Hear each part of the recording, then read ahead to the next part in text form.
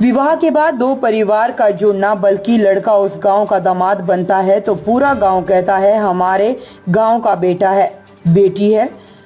ये भारतीय संस्कार और भारतीय प्राचीन संस्कृति है। सनातन धर्म में गर्भ में आने के साथ व्यक्ति के साथ 16 संस्कारों से जुड़ने का हमारी भारतीय संस्कृति में उल्लेख है। इस तरह से संस्कारों के क्रम में विवाह संस्कार भी एक हिस्सा है। विवाह जब होता है तो केवल एक व्यक्ति से दूसरे व्यक्ति का मिलन नहीं होता, वह अपनत्व का भाव जागृत करते हुए एक नए जीवन की शुरुआत होती है। सामूहिक विवाह पवित्रता पूर्ण काम भी है। ये बात आज प्रदेश के मुख्यमंत्री डॉक्टर मोहन यादव ने वर्चुअली इंदौर से जुड़कर तेंदुखेड़ा में आयोजित मुख्यमंत्री कन्यादान योजना के तहत संपन्न हो रहे वैवाहिक कार्यक्रम को संबोधित करते हुए कही। इस अवसर पर संस्कृति, पर्यटन, धार्मिक एवं धर्मस्व राज्य मंत्री धर्मेंद्र सिंह लोधी, सांसद राहुल सिंह लोधी, प्रभारी कलेक्टर अर्पित वर्मा खास तौर पर मौजूद थे। उन्होंने कहा कि सामूहिक विवाह की पद्धति में सरकार की ओर से जो मदद की जा रही है, उन सारे के सारे मित्रों को मैं धन्यवाद देता हूं। मुख्यमंत्री जी ने संदेश दिया कि व्यर्थ के खर्चे से हमें बचना चाहिए और शासन की योजनाओं का लाभ लेते हुए मुख्यमंत्री कन्यादान योजना के अंतर्गत जो लाभ मिलता है उसे लेकर शादी करें। मुख्यमंत्री डॉक्टर मोहन यादव ने कहा कि ये बहुत बड़ा आयोजन है। 1971 जोड़ों के विवाह संपन्न करवाए जा रहे हैं। उन्होंने वर वधुओं को दाम्पत्य जीवन में प्रवेश करने की बधाई दी और शुभकामनाएं दी।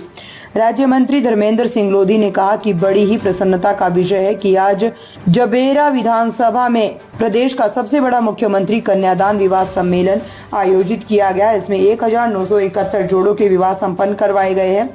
ये प्रदेश का सबसे बड़ा आयोजन होने के साथ साथ महिला सशक्तिकरण के क्षेत्र में प्रदेश सरकार की अभिनव पहल है, जिसमें हम गरीब बेटियों को 49,000 रुपए का चेक भी दे रहे हैं, जो निश्चित रूप से उनके परिवार के लिए संबल प्रदान करने का काम करेगा। उन्होंने कहा कि प्रधानमंत्री श्री नरेंद्र मोदी जी ने एक पेड़ मां के नाम अभियान चलाया है, जिसके तहत सभी वर वधुओं को एक एक फलदार पौधा भी दिया गया है, जो बड़े होकर फल देंगे। साथ में एक साड़ी और वैनिटी बॉक्स का भी वितरण किया गया है। उन्होंने कहा कि इस कार्यक्रम में 50 से अधिक लोग शामिल हुए हैं।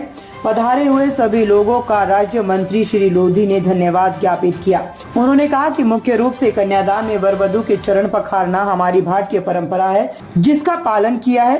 साप्ताहिक हम लोगों ने वर वधुओं के चरण पखारने का काम भी किया है। निश्चित रूप से ये हमारी संस्कृति को आगे ले जाने का काम करेगा। बड़ा ही देखो भव्य आयोजन हमारी भारतीय जनता पार्टी के शासनकाल में हम लोग निरंतर करते आ रहे हैं। आप लोगों को याद होगा पिछले वर्ष 2 बड़े विवाह सम्मेलन अपनी विधानसभा में आयोजित किए गए थे। एक बड़ा विवाह सम्मेलन नोएडा में आयोजित किया गया था, जिसमें हमने 726 जोड़ों के विवाह करवाए थे।